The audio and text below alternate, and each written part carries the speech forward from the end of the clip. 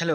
అందరూ నమస్కారం. Movie review of 'greater Kalesh' ఈ రోజు నుండి నెట్‌ఫ్లిక్స్‌లో స్ట్రీమింగ్ అవుతుంది. ఒక ఫ్యామిలీ డ్రామా మూవీ అండ్ చిన్న సినిమా కూడా అనమాట. 1 అవర్ కన్నా తక్కువే ఉందనమాట. చిన్న సినిమానే కాబట్టి వాళ్ళు చెప్పాలనుకున్న పాయింట్ చాలా సింపుల్‌గానే చెప్పేస్తారు.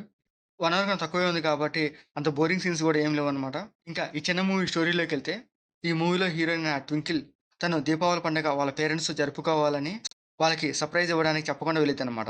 ఇంటికి వెళ్ళాక అర్థమవుతది వాళ్ళ పేరెంట్స్ ఒక ప్రాబ్లమ్‌లో ఉన్నారని.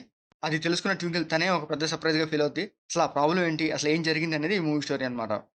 సో, ఈ చిన్న పాయింట్‌ని సినిమాని చాలా సింపుల్‌గా తేల్చేశారు 52 మినిట్స్‌లోనే. లేనిపోని క్యారెక్టర్స్ క్రియేట్ చేసి గందరగోళం చేయకుండా సింపుల్‌గానే చూపిస్తారు. చూడడానికి కూడా కాస్త పర్లేదు బాగానే ఉంటదనమాట. ఈ మూవీ స్టార్టింగ్‌లో ఒక ఇంట్రెస్టింగ్ పాయింట్స్‌తోని ఈ మూవీ స్టార్ట్ అవుతది.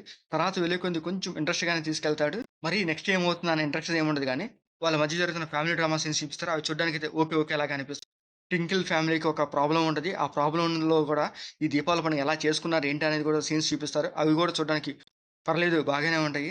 ప్రతి ఫ్యామిలీలో ఏదో ఒక ప్రాబ్లమ్ ఉంటానే ఉంటాయి. సో, అలాంటి టైంలో గూడా ఫెస్టివల్స్ ఎలా చేసుకుంటారనే ఒక పాయింట్ మీద గూడా ఈ మూవీ చూపిస్తారు. సో, అక్కడ ప్రాబ్లమ్స్ చూపించినా గూడా వాళ్ళు చేసే యాక్టింగ్ మనకి సీన్స్ బాగానే ఉంటాయి గానీ, మనం అంతగా కనెక్ట్ అవ్వమనమాట. ఏదో ఓకే. ఓకే. లాగా అనిపిస్తాయి గానీ, పెద్దగా మనం ఆ ఎమోషన్ సీన్స్‌కి మనం ఏం కనెక్ట్ అవ్వమనమాట.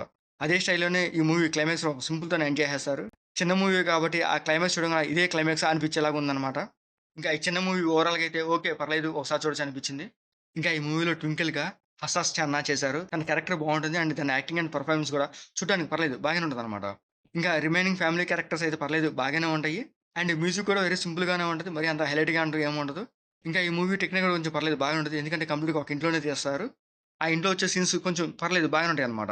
ఇంకా ఈ మూవీలో బ్లడ్ సీన్స్ కానీ, అడల్ట్ సీన్స్ కానీ అట్లాంటియేం లేవు. మీరు కిడ్స్ అండ్ ఫ్యామిలీతో కూడా చూడొచ్చు. ఈ మూవీ చిన్న సినిమా కాబట్టి వాళ్ళు చెప్పాలని పాయింట్ కూడా చాలా సింపుల్‌గానే చెప్తారు. అది చూడడానికైతే పర్లేదు ఒకసారి చూడొచ్చు. మరీ అంత బోరింగ్ అయితే ఏమి లేవు గానీ, మరి మీరు ఇంకేమైనా ఎక్స్‌పెక్ట్ చేస్తే కొంచెం డిసప్పాయింట్ అవుతారు. అలా కాకుండా వెరీ లో ఎక్స్‌పెక్టేషన్‌తో చూడండి. నెట్‌ఫ్లిక్స్‌లో స్ట్రీమింగ్ అవుతుంది. మీకు మా వీడియోస్ నచ్చితే లైక్ చేయండి, షేర్ చేయండి, సబ్స్క్రైబ్ చేసుకోండి. Thank you for watching.